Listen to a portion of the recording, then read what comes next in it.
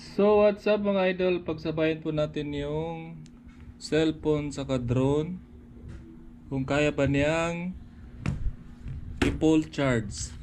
Bago ko siya i-recommend sa inyo mga idol Ito po naka 93% yung aking Rapo power bank. So pagsabayin natin silang i-charge kung kaya ba niyang i-full charge.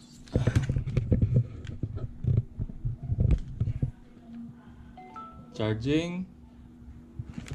So yung guys, yung drone, tanggalin natin yung saka i-charge natin. Sa ako i-recommend sa inyo, may mag-recommend na hindi hindi legit.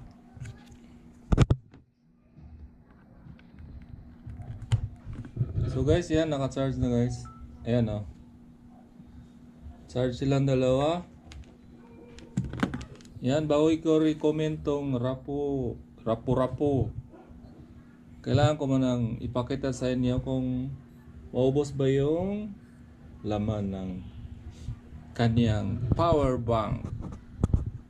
Update ko na lang kayo guys. What's up? What's up mga idol? Ito na po yung resulta. So 54%. So yung drone full charge na. Tanggalan natin yung drone. Full charge na siya. So tingnan natin yung percent. 71%. So 90. So ang dami pala niyang ma-charge mga idol. So ano pang hinihintay niyo? Rapo.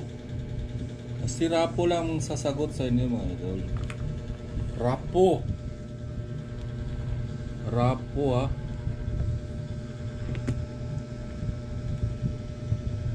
So malapit na to mga idol mag full charge. So